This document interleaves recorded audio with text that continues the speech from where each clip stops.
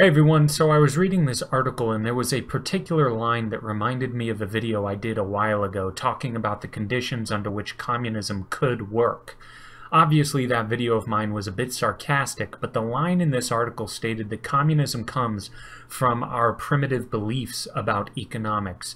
And this is what I was getting at in my older video. Communism could work, and actually is the best option you would have if you, for example, were on a deserted island with, say, a group of 3 other people. In fact, I was watching a debate recently in which someone criticized capitalism with this exact example. You'll have to forgive me, it was a random message board and I do not remember where it was, but the criticism this person made was that free market capitalism could not work if there were 3 people stranded on an island, and this somehow meant that it could not work for a country.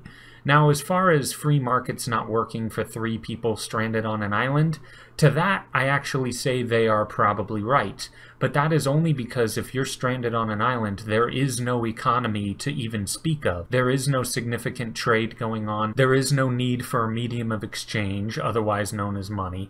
There can be no industry. There can be no capital goods, with the exception of maybe a stick and a string to fish. So some form of true communism in which there is no government, no money, and no private ownership of the means of production actually might be the best option if you are stranded on an island with 2 other people. But that is not an economy.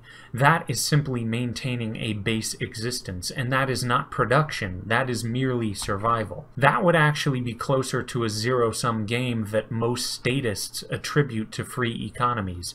If you pick too much fruit or consume too many animals, the 3 of you may all perish from that activity due to nature itself constricting the resources immediately around you. And since trade is not a possibility, there should be strict controls and a well-thought-out plan for how you 3 will survive. But with millions of square miles, with millions of people doing tens of thousands of different productive things, and millions of things being traded every day, there is no need for such control and central planning. It reminds me of the article I Pencil, which you should go read if you haven't already. It is amazing what millions of people can accomplish together despite not even speaking the same language, living on the same continent, or even knowing the other person even exists. It all happens naturally, and when communism is applied to any situation beyond mere survival of a deserted island, then that uplifting natural phenomenon will die an unnatural death. Thanks, and that is all.